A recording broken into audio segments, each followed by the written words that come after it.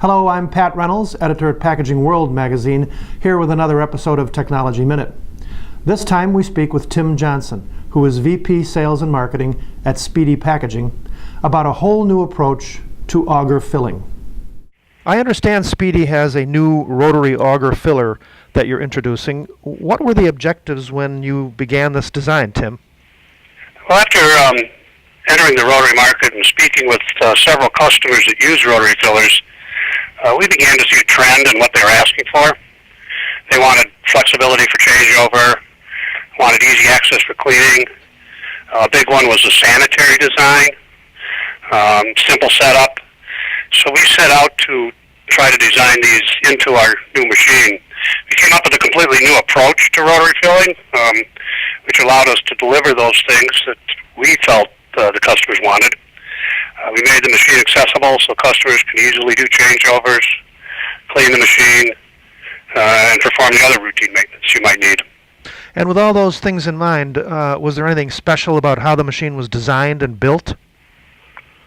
Yes. First, most rotaries today have a large steel base that's 6 by 6 feet. We eliminated that large base. The primary purpose of the base is to hold up the turret and star wheels, which are in the center of that base. So by removing the outside, we brought the size of the base down to about 3 by 2, depending on the size of the overall machine. Second thing we did to increase accessibility was we went to a full plexiglass guard door that runs from the floor to the top of the machine. And I think this did two things.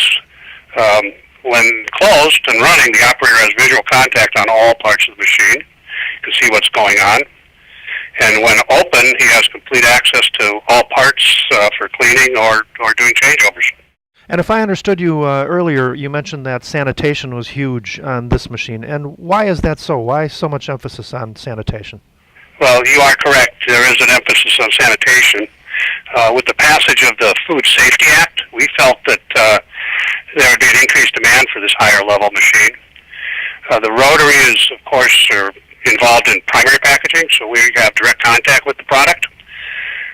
Food companies are demanding higher and higher levels of cleanliness. And we're also supplying these machines into the infant formula industry, and they demand a very high level of sanitation. The rotary design greatly reduces the surfaces for cleaning. It's all stainless steel. The base is stainless steel. All parts are easily accessible for cleaning. There's no exposed threads. Change parts are toolless. It's a very clean machine. You mentioned that infant formula product category. What about other customers that this machine would be especially suitable for? Well, the machine is designed to run powdered products into rigid containers at high speed. And obviously, because of the high sanitation levels, we were driven by that milk powder, but also the nutraceutical powder industries. They too are demanding high sanitation levels. It's finding its way into other food applications as well, such as spices, non-dairy creamers, drink mixes.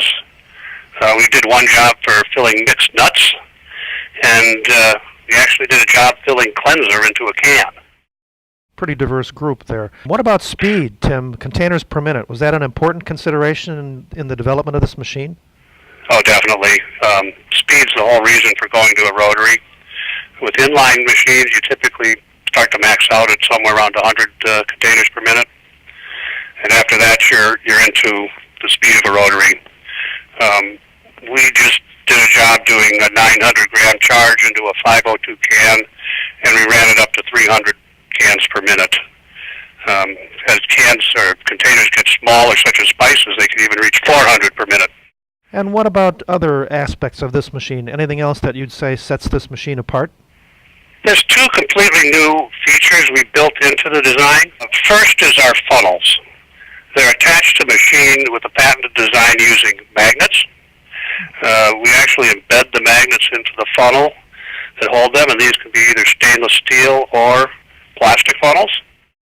In doing this, by attaching the funnels with magnets to the turret, we've removed all fasteners, and we've made the funnels particularly easy to remove. The second thing we changed was the vibration.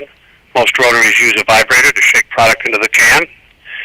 Because most rotaries have that large base I was referring to, the vibrator is attached to that base.